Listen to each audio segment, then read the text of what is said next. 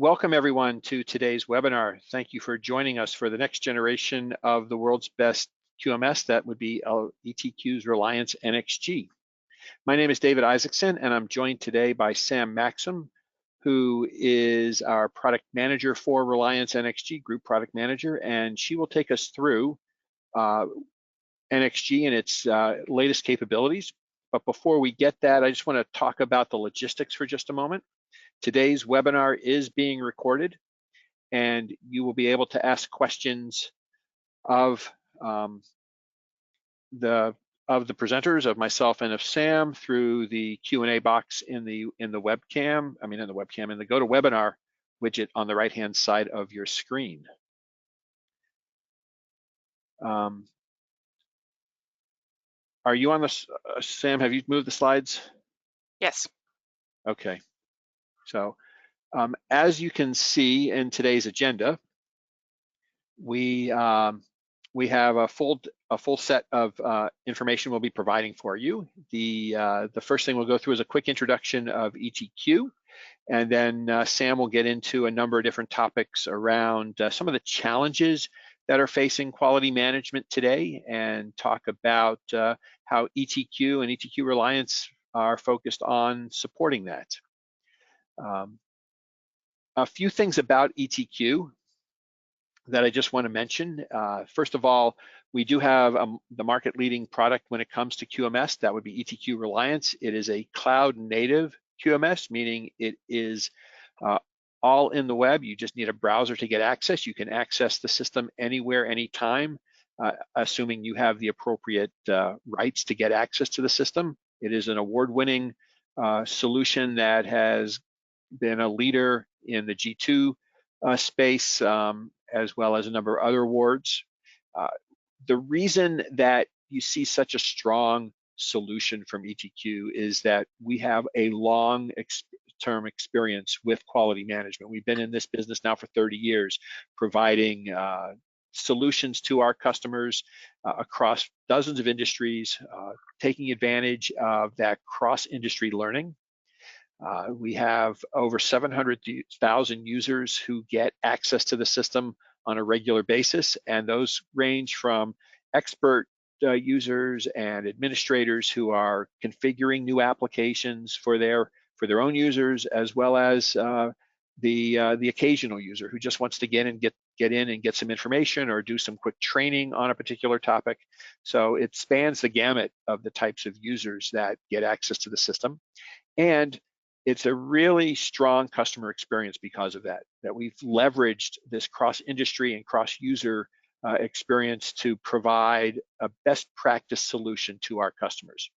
And speaking of our customers and the industries that they're in, it spans a broad range of different industries. There are dozens of industries, and on the next slide, you can see that there are just some examples of some of the customers and some of the industries that we support, whether it's in manufacturing, food and bev, life sciences, pharmaceutical, medical devices, and so forth. It is a very broad range of customers that leverage ETQ Reliance on a day-to-day basis for their quality management. And one of the key benefits here is that our customers talk to each other, and they share information. And they share information with us and with each other, and we're able to leverage that information for best practices.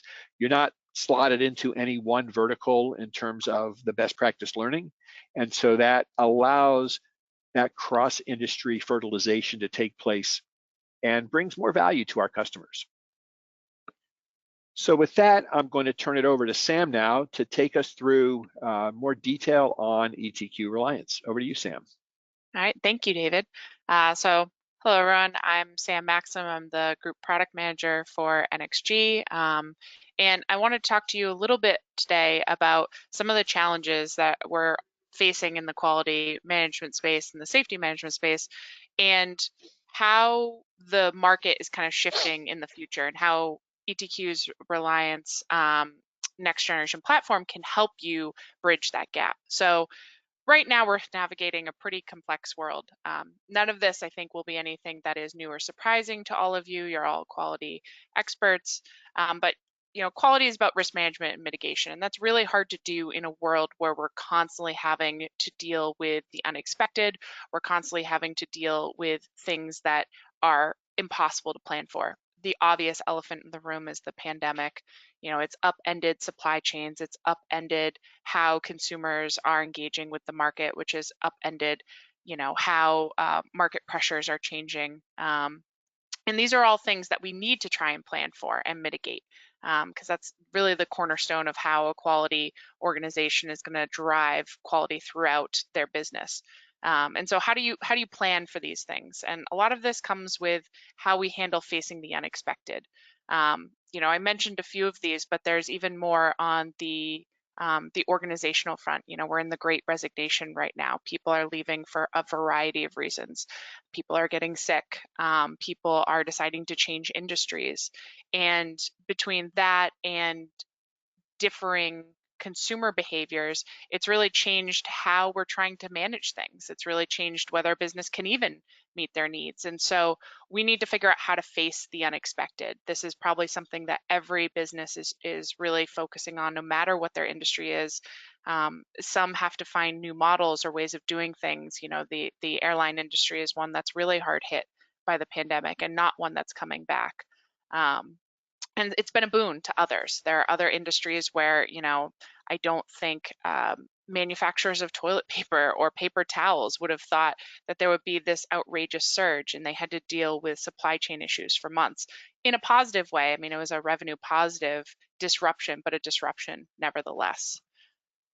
Digitization is probably one of the largest changes that's come about in the last few years, mainly driven by the pandemic. 3 years ago, 5 years ago, most of the manufacturing plants still had some level of paper records. They were still doing things, and they may have started to move the needle towards being a more digital and technology-driven company, but it wasn't a priority for a lot of companies. We had looked at some of our particular user base, and the market has shifted a lot in recent years. You're seeing more and more customers tell us that digitization is extremely relevant and will be more so in the future, compared to those who had maybe thought so even just a few years ago. This can be in a lot of ways. It can be enabling smarter automation and promoting efficiency, but a lot of this also comes down to managing records and quality, and how do we move quality into this 4.0 environment. How do we do that? What are the things that we can do to bring it there? And so this is also something that leads into supply chain, and this concept of factory of the future. Right now, that's something that the largest manufacturers are really focused on, but it's something that is kind of driving down in the market.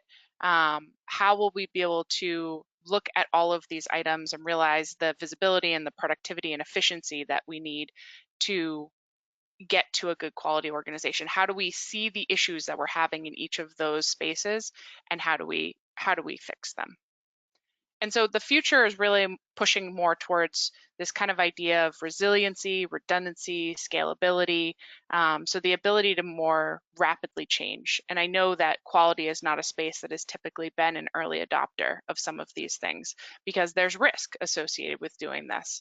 But now that the rest of the world is kind of forcing this in order to make the changes that they need to adapt to the unexpected, to adapt to the changes in the market, we need to be able to have this resiliency, but also be able to scale. And so this is something where we see a lot of companies focusing on being able to pull in technology, being able to change some of their business modeling. This is where, that factory of the future, quality 4.0, a lot of this is coming into play about how can we change the way that we're looking at tracking some of this data? How can we change the way that we are looking at managing some of this? And really, a lot of this comes down to data. So there's two things about data that are really going to help with this move to digitization and these kind of challenges that the market's facing right now. One of these is cloud native. This is something that 5-10 years ago people felt much more uncomfortable with. They were just not comfortable with the idea of moving to the cloud. It was new. It wasn't necessarily proven out. And over time, what we've seen is that it holds up extremely well. It's secure. There's no, we're not seeing major leaks coming from this. There's not issues with moving to the cloud. And it's really a huge savings for industries. When you're talking about a move to digitization, managing it all yourself means growing out your OpEx to support that. It means growing out your own internal team to become experts in managing the back end of your systems as opposed to just managing your systems. So there's a lot of overhead that comes from that. A great example that you may have heard of is a common open source library, Log4j, had a security vulnerability in the beginning of December. And one of the really great things about our cloud native solution is that we were able to patch that same day for all of our customers. Our customers didn't need to do anything. And that's one of the huge wins with moving to cloud native and moving somewhere where you're not managing it on premise, is that that work no longer becomes your work. You can focus on driving quality and driving the things that you want to do with quality. And so the last kind of big shift that we're seeing is this kind of digital transformation. And I think this is the most important piece of it, because a lot of what I touched on in the earlier slides really plays out in this, in that it's all about data management, and being able to get insights from your data is the most critical thing that's going to help with the quality journey and be able to manage this scalability, be able to manage the redundancy of your systems. If you want to see, for instance, how your suppliers are providing their goods to you and where there are inefficiencies in the line, without a really solid, good way to analyze the data that you have coming back from a quality management system, you're going to really struggle to understand what to do with it. Because while a quality management system is really powerful, you need something to be able to show you that data in a way that's actionable. And that's one of the most key things, is that you have actionable data that comes out of your management system, that you can action it when an audit comes in, and you can show all of your evidence with the audits that are going on, that you can show all of your regulatory documents, that you can show that you've done training with your customers. Whatever your business needs may be, you need to be able to take those and action them, whatever that action may be.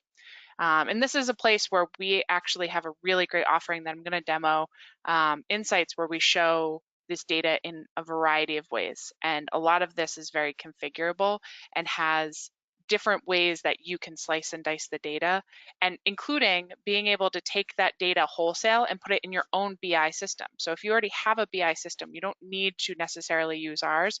We also have an ability for you to take that data and port it into your own system, so that if you want to see that along with maybe ERP data that you're putting together in your own infrastructure, that's certainly doable as well. So I'm going to pivot into the next generation QMS, what it is that Reliance NXG does that really solves to these points. And this is something where I love talking about this slide in particular, because it's such a powerful engine. And I think these things walk through why Reliance solves these needs and how it can do so for you, and do it easily. So the first item, the first of our pillars, is usability. We want to make it as easy as possible to find the information you need. We want to anticipate your end user's actions. And this is a place where not only do we think that we do this well and that the system is very usable and very powerful, but we also invest heavily. This is a place where we're constantly improving. We're constantly talking to customers. In fact, one of the things that I'll demo to you is a feature that we brought into our mobile app specifically to touch on the customer requests that we were having from our customers. So this is a place that we invest pretty heavily. Flexibility. This is probably one of the greatest things about Reliance.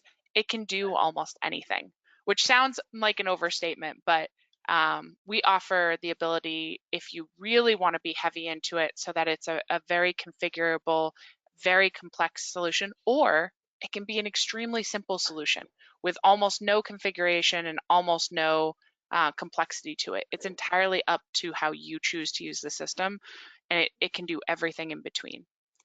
Visibility, Again, this goes back to data and making it actionable. This is something where we spend a lot of energy giving you solutions so that you can get the data that you need, both in a reporting format and also in a kind of search format, depending on what your actual needs are and what it is that you're looking for. And the last item is scalable. I think David touched on it in the beginning. You know, we have hundreds of thousands of users. They're doing pretty complex things at the same time.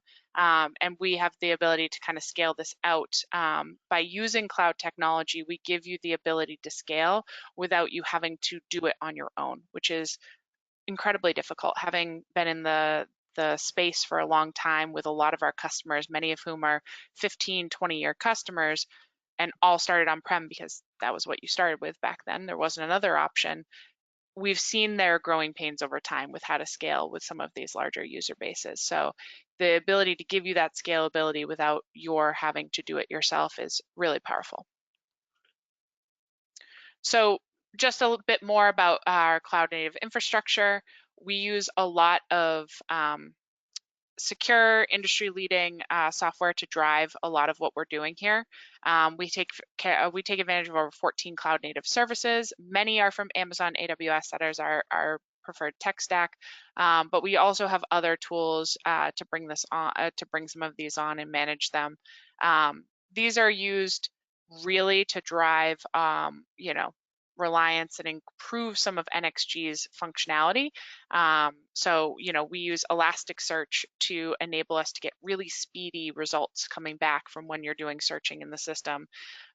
We use some of these other items like Amazon CloudFront to do some of our hosting and make sure that the responses when you hit the front end are really quick and return quickly and have high uptime. So we're using these to kind of accelerate, and they're known factors in the marketplace. All kept up to date and all very secure. So the last piece I want to talk about before I get into my demo is leveraging data and how this is so beneficial. And this is one of those things where Reliance is more than just the platform that you see. There are applications that sit on top of it that you can either create your own if you want a business application that isn't something that we carry out of the box, although we do carry over 35 out of the box. And we have new ones that are coming out all the time. We're releasing a new one in a few months. It also includes a dedicated reporting engine and a dedicated mobile application. And between these two things, they let you get data from anywhere and put it at your fingertips. And so the mobile application is, and I'm going to start with the demo there.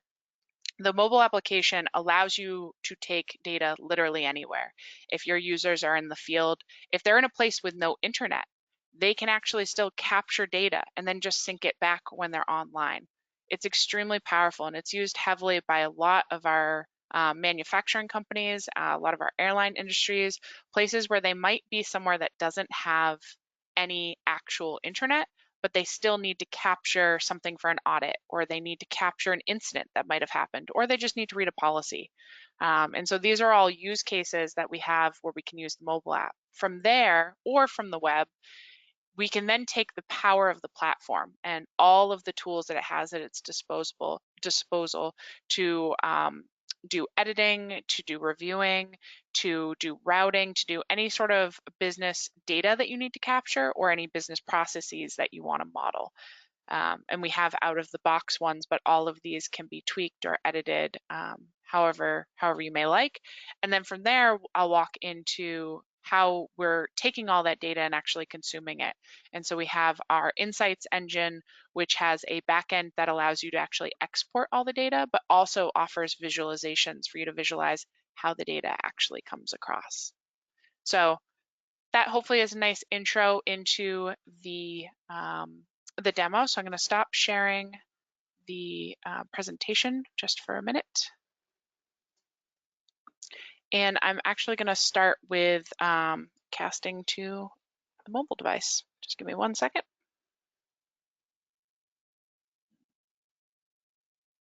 All right. I think everyone can see my mobile device. So I'm going to walk through the the mobile flow. I'm just going to take one use case for simplicity, show you some of the features that are available here, and then I'm going to walk through and show you how that same document will look in the web. So in this case, I'm going to walk through an incident.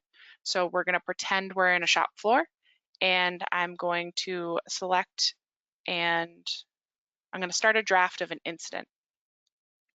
So in here, you can see the form, and I'll show you the web form. It has a subset of the forms. When we set up mobile, one of the things that we recommend is that you don't capture all of the information that you would normally capture. The idea is that you'll capture a subset of that information. And the reason you want to capture that subset of information is because you don't want your users to have to fill out everything on the form.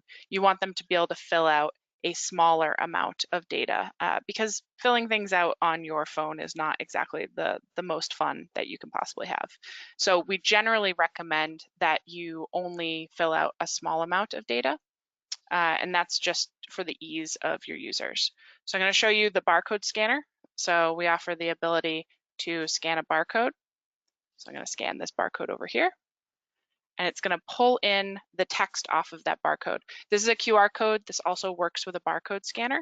It'll pull any data and automatically populate it. So this is the feature that I had mentioned earlier that came from our customer feedback, and we bumped it up in priority to bring that in. This is something that the common use cases for this might be an issue where someone came through and they want to scan sections within a manufacturing floor, or they want to scan parts that go through where they want to track those, and this will just pull in the data so they don't have to type it all in on a mobile device. So for the subject, we're going to say this is a slip and fall on water. And for a description, we'll say that there was water on the floor that caused someone to slip. I know for all of you quality managers out there that this is the most terrible and not precise description of an event, but hopefully good enough for the demo. So we'll say it happened today at 10:30 in the morning. Did I not hit set? Hold on one second.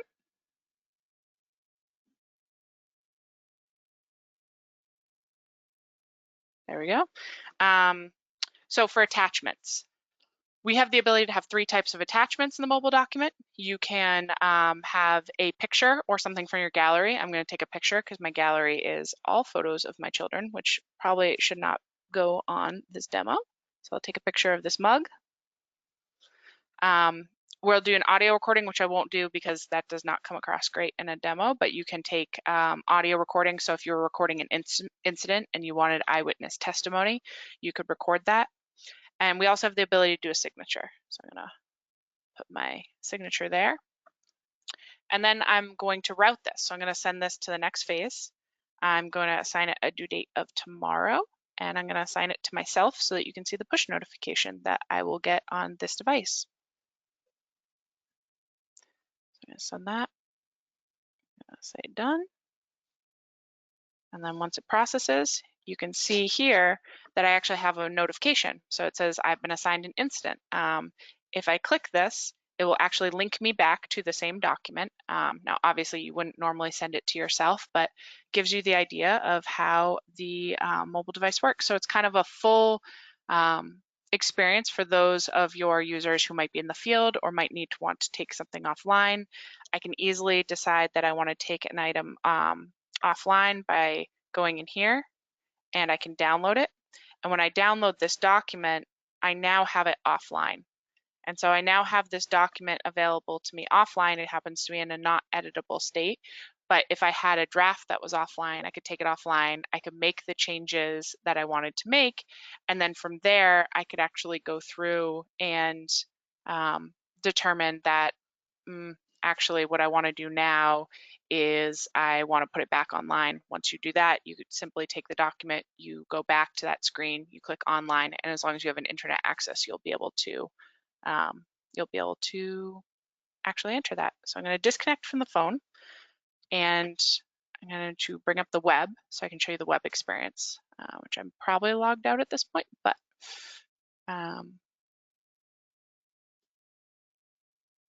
so now I'm in the web, and I'm going to go look at this, and I'm going to say slip and fall that's in here. And you can see that it's got the picture in here. You can see the image that's been taken. And then it's got the signature that's in here.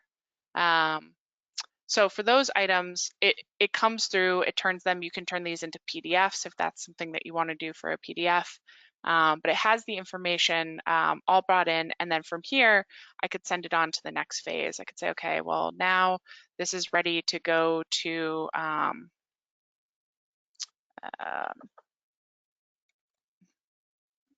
Tom. So I can send it, and he now has a due date of the 4th. I can add a comment, please review. And now it's available for him to go review. And so where all of this comes back to is in insights. So this is where a lot of the data transformation and the power of the application comes into, is our ability to then go and visualize this data. So on this end, these are reports that exist that are around injuries. More can be created. There are lots of different templates that come up. I'll show you kind of an overview of it, but I at least wanted to start with the ones that are relevant. If we had set in this that the injury happened on their shoulder, so when they slipped and fell in the water, they fell on their shoulder, you would be able to drill into this and be able to say, okay, well, I can see a visualization of in the plants that we had, all of the injuries that we'd had over the last, however many years, and where they occurred based on something that you had set up in the form. Similarly, you could go to the locations that you had set, and you could do the same. So you could look at this graphing, this plot scatter graph across all of the United States and where items had appeared in here, along with costs and items that had been filled out later down the line.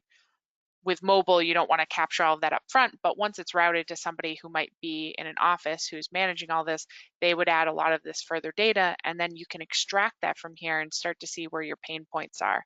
Maybe you see that 2 of your plants have a much higher incident rating than your other plants, and you can actually visualize it, which are great at taking back up to senior management and the executive team and showing them this is a much more powerful statement than just some numbers on a graph. However, we do have quite a few. Let's see. Let's get to a nice report. So if we want to go to a report, we can look at this trends report for corrective actions. And I know we didn't look at corrective actions, but this is just to show you kind of an overall. We have a lot of flexibility with the type of data that we want to display. So you see here, there's a different graph that we show some of this data in that can be zoomed in on, and then we can show trends up here that you can actually filter by region. Again, all of this is data that you can set up to match your business processes, and then take that back and see it here and bring this out so you can see your corrective actions, your changes year over year. And all of this can be configured for whichever applications you're looking to use. So I'm going to go back into the presentation. Give me 1 minute. All right, that was the demonstration. So to follow this up, this is kind of an overall look at a Reliance NXG, what we have available to us, our application sets, and our platform underneath. And so the way I like to think about this, on top of our architecture here, is you have this really powerful platform. It offers you immense amounts of configuration. On top of that, we've created a whole bunch of preset business processes, the ones that we know based on the market are heavily used. Some of these are our core applications, and then some are our application sets. The application sets tend to be much more specific to certain industries. Insights and mobile are part of our core set of features. Mobile is something that is going to allow you to get your data from anywhere. You're going to be able to looking at some of like what we call the genetics for this, you're going to be able to get data anywhere, and then the system is flexible enough for you to kind of use that in the way that you want to, and then you follow it through with your whole business process. And when that's done, you can then use insights to really pull out the data that you want there, either through your own system or through ours. And that's combined. We offer a lot of other functionality. We offer you integrations. We have a really open integration platform. We have a couple out of the box, but we offer full integrations if you want to integrate into any of your systems, your ERP system, your CMS, whatever it may be. We offer full implementation configurability in there. We offer lots of configuration within our system through scripting. So you can actually script above and beyond the toggles. You can actually script access on top of that. Really granular access controls by location, by role, and by any combination thereof.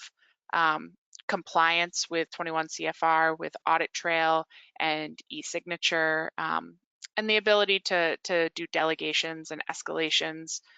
So it's an incredibly powerful platform that kind of sits in between all of these items. So I think this brings me to my last slide.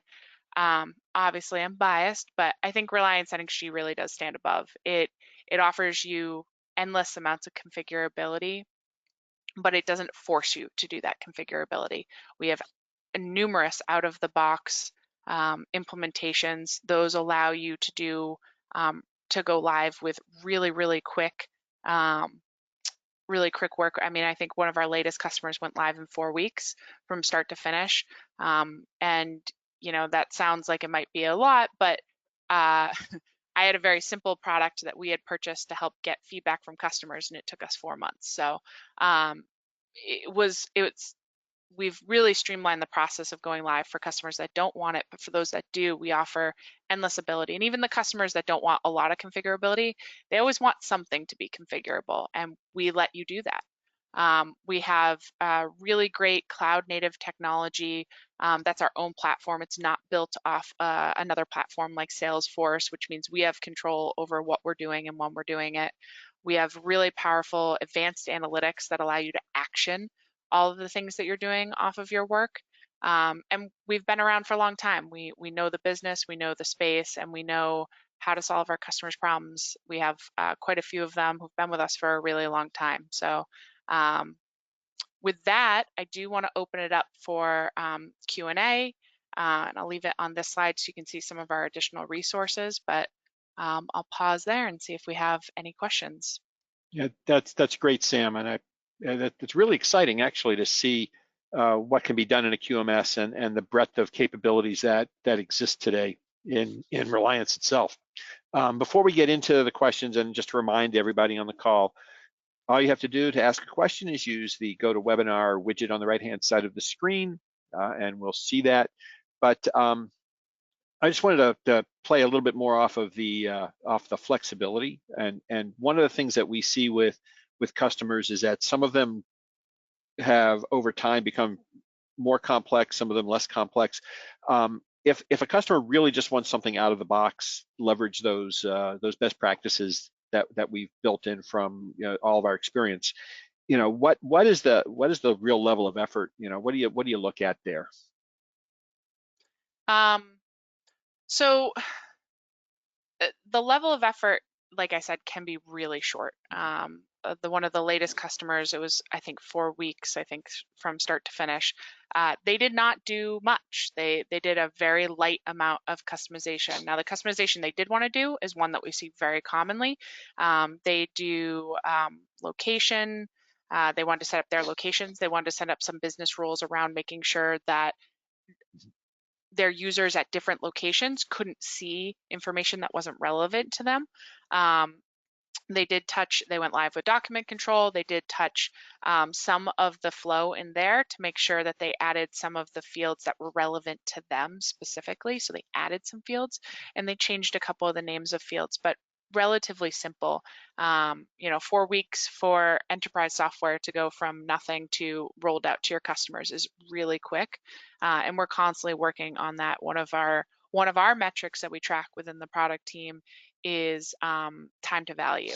And so one of the things that's important to us is that we're putting out a product where if the customer is looking for something that's not very configurable, that it's very quick time to value. And so that's something that we're always looking at and always optimizing for. So I'd say for enterprise software, very, very quickly. That's excellent. And I think, you know, when we look and help a customer, a lot of times we will recommend that you start, you know, fairly slowly and not do a lot of configuration. And over time, you know, the system can be adapted to how you work. So that certainly is a benefit that as the market changes, as the world changes, and we know it's changing. You talked about that as one of the challenges. The system can easily adapt to our customers. So we have a bunch of questions that are coming in. So I'm just going to jump into those and start going through there. Miguel just wanted to know what was the backend database for NXG. Yep, the backend database for NXG is MySQL. Okay, great. And then Sergio asked, how does customization, in this case, we don't really do customization, it's more configuration of the settings there, but how does that affect or impact the benefit of getting updates for the platform? That's a great question. So as David mentioned, it's more configuration. The reason it's configuration is so that it doesn't impact getting updates from the platform. So part of the beauty of being on the cloud is that you will get updates every time we push them, which is for major releases 3 times a year. And in these releases, they're built in a way so that they won't override any of your changes. Now, if you want to take the changes, some of them might require configuration.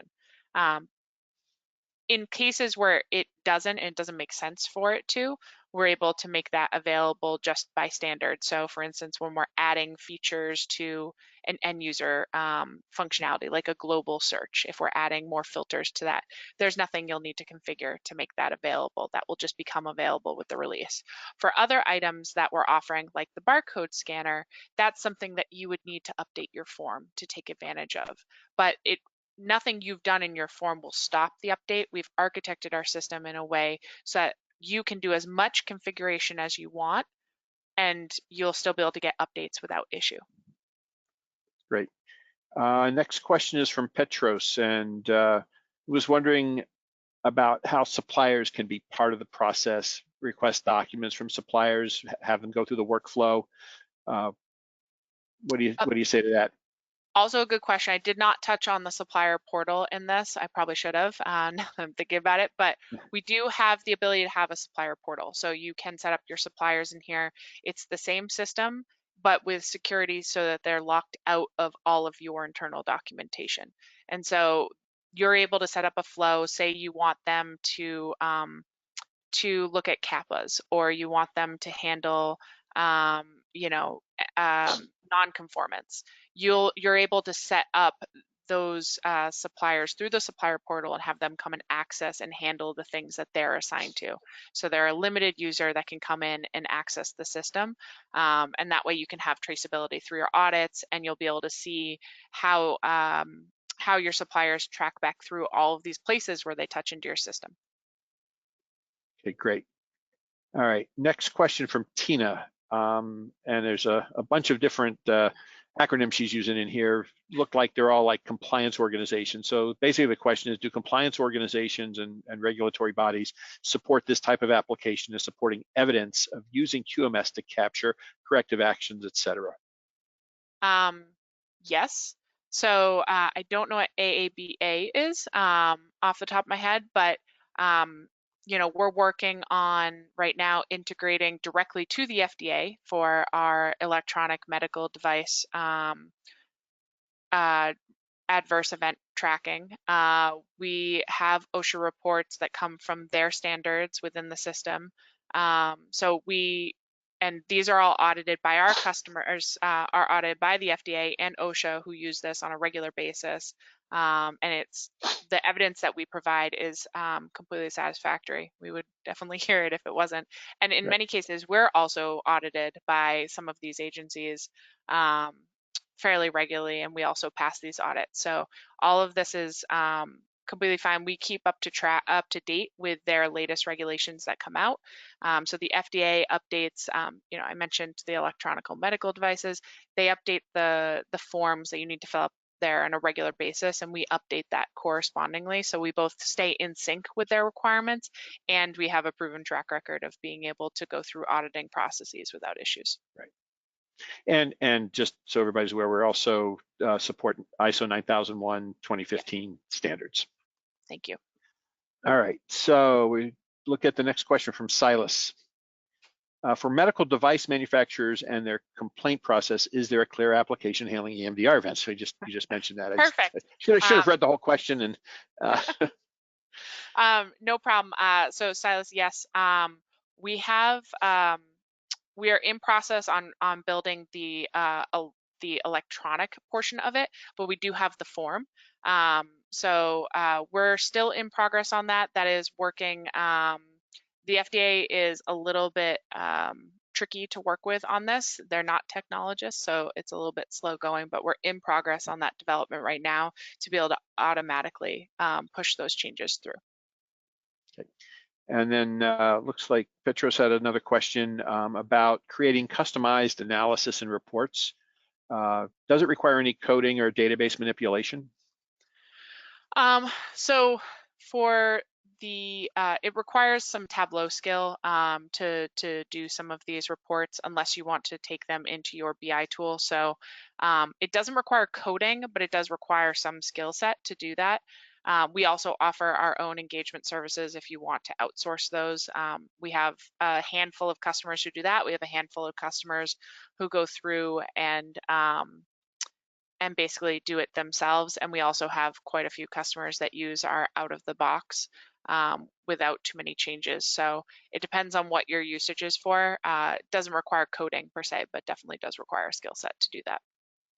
Right. So I mean, if you understand how to use a BI tool, Yes. you'll be comfortable creating insights type dashboards. But I mean, there is a little bit of a BI type of a flavor that you need to understand. All right. So next from Shanda, we talked a lot about configuration and flexibility. Can the customer do some level of this configuration themselves, or do they have to come through ETQ to make that happen?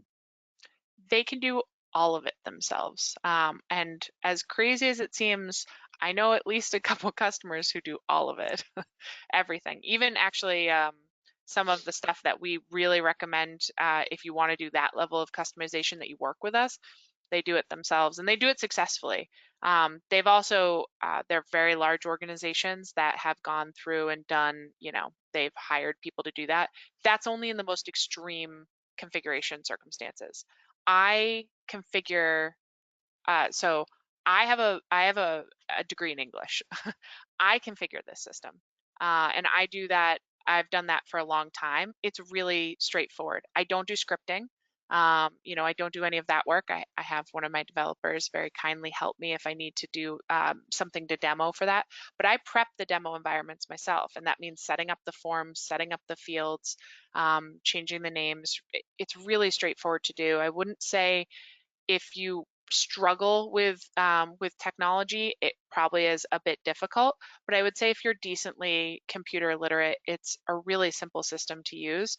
It takes a little bit of getting used to, but we have really rich documentation with videos that show you how to do everything. So we have a really extensive academy where we actually have training courses on how to do anything. We also have knowledge base articles and a really robust help that will walk you through how to do any of this. And it's pretty straightforward. It's mostly the difficult thing when you get started is just there's a lot of data in there that you can configure, but once you know what you're looking for, it's very simple to do. That's great. And just a side note there, we just recently did a webinar with Purple, the mattress manufacturers. That's available on our website. And our customer there, Anna Cook, was not a developer, does not have a coding background, but she is already creating applications and configurations on her own. And we invite you to come listen to the webinar, and she can give you more information based upon her experience creating those applications and doing the configuration. So it is a fairly straightforward approach to editing and managing and maintaining the environment. All right, the next question will be from Sagamesh, and how are change requests managed for for patching that's now managed by ETQ on cloud in comparison to customer performing it themselves? Sure. So for our customers that are in the cloud, what we do is we send notifications um, roughly 2 weeks before. It's a set schedule in the year, so that customers are going to know when downtimes are expected. We do a push to development and QA environments for our customers, and about 45 days later, we do pushes to production. And that gives them time to do their own validation, their own testing, be able to, if they're a regulated company, do the evidence that they need to around that. If they're not regulated, it gives them time to get used to the features, decide if they want to implement any, if there's anything that they might want to tweak or change based on what we've pushed out, which you don't have to do. It's more, oh, you pushed out something with barcode scanners, I'd love to add that to my mobile app. Now you have it ahead of the push to production for you to make changes, and to prep your end users with the changes that they're going to see. 45 days later, we push that. Even with that relatively set schedule, we still give notification a couple weeks before and then reminders beforehand. And then we push on a day. We give you a downtime window. We do those pushes and then bring them back up and inform customers when that comes back up. When you compare that to our on-premise customers, they can do one of two things. They can either do the installation themselves or they can have us do the installation. For our versions where we're doing the installation, they need to wait until they can be fit into our schedule. And it generally, unless they want to pay, is generally going to be during working hours. Or they could do it themselves or they could pay. What we've seen is that it is just work that some of our customers don't mind doing, but most of them want to do it when they want to do it, or they want like a lot of hand holding through the process. And in this case, you can plan ahead of time. All of our downtimes are over the weekend. It's something that's very clear. You can plan around, you can make sure that you know that something's coming ahead of time. And most importantly, you don't have to do anything. So I'd say that's the biggest level of effort, is the uncertainty has been replaced with a very set and predictable schedule. And then the level of effort that needs to go into it. Because even for the customers who are requesting patches and doing the change management around that, it becomes difficult for them to even schedule like how long. They're very at the whim of our scheduling. And so how long will they have between their push to their dev and test systems and how long before production? That's going to depend on the windows that our team has available, or they can do the work themselves. So it's just much easier for customers in the cloud platform and more predictable. All right. Silas wants to know, when desired, does this software provide validation kits? Yes, it does. We have validation materials that we provide with every release, whether it is a release of the platform or a release of our applications. That generally, depending on what type of the applications tend to be more of the PQs, and the OQs that we go through in the platform is more strictly related to the FRS, and the OQs and our change log that we walk through with the traceability back to the FRS. All of those are made available, and there's some additional items that I believe we're working on that would be at cost, but I think, David, you actually might be able to speak better to that.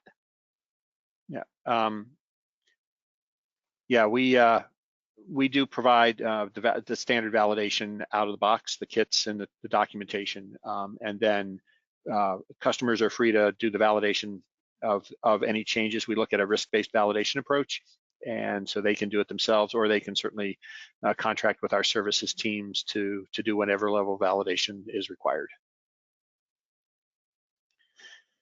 All right, there are a few other questions that have come in, but some of them are very specific, and I think we want to follow up with those individuals directly based upon the questions that I'm seeing here. I don't know, Sam, if you saw any other questions that we could target.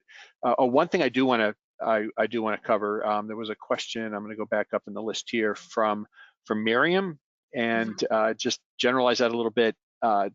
It seems like the platform and what we talked about is very specific to certain industries. Can you talk a little bit more about cross-industry and you know, would this be something that could be used in the construction industry, for example, by government bodies, by other industries and how have you seen that used? Yes, I'm actually going to jump back up to our logos screen. Um, let's see if I can just go back real quick. Because I think that I chose manufacturing kind of to talk through as the use case, but we actually play in a lot of industries. So I wanted to jump back to this screen because I think Shonda had a similar question about this being manufacturing focused. Mhm. We actually, I would say one of our big segments is actually in this kind of medical devices, pharmaceutical, biotech area. We have quite a few customers in there. We have some really big customers in food and beverage. You can see, you know, we have Coca-Cola, we have Chick-fil-A. We kind of play in a lot of different spaces. And all of these, what's interesting is that the use cases really differ based on which industry that you're in. I chose one because one of my favorite mobile use cases is incidents, so it plays really nicely to manufacturing. But we also see, you know, like we have a fair amount of airlines as our customers, and we see with them that they use mobile quite a bit, but they use it for a very different use case. They're not generally doing incidents, they're generally looking at documentation and checklists. So they want to do like safety checks on their system. Their users will go through and download that. You know, Purple is one that David mentioned, and they did a lot of configuration to kind of go through the system, and we have quite a few. Kimberly-Clark is actually one of our biggest users, and they use it very heavily.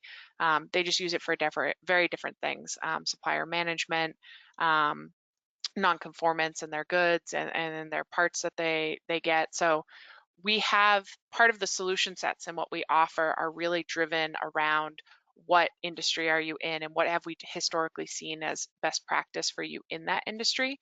And so we do, like, I think the question that Shonda asked about clinical trials is really interesting. We're just releasing a new application soon that's really around lab investigations, and so that would play very nicely in that space. And we're constantly releasing new applications. So this is just something that we do across the board. There's 30, keep me honest, 35, I think, out of the box applications. 42 now. 42. Yeah, see, I'm already behind. Um, That's okay. but they range in everything from dealing with production parts non-conformance, audits, you kind of name it across the board. They can have lots of different ones. In fact, let me see if I can go back here and just look at my all application page. You can see quite a few of them on this page that are available. So product specifications, safety data sheets, supplier ratings, there's quite a few. And so what you would do is you would look at what we have available. You would then tailor that to kind of what you're looking for, and you know, you can do it based off that. So I think for both government bodies and construction, as well as you know, for more clinical based usages, we really have not only have these use cases, but we have the customers that have done something similar.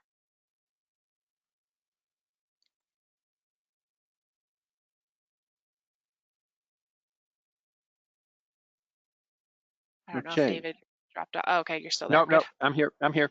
I just want to make sure you were done. And I think that's all the questions we've had come in. So I'd like to thank everybody. Sam, thank you so much for walking us through this. I really appreciate it. And we have recorded this. Everybody will get a copy of the recording. And thank you so much. Thanks to everybody for joining us today. And thank you, Sam. Thank you, everyone. Really appreciate your time. Thank you. Bye.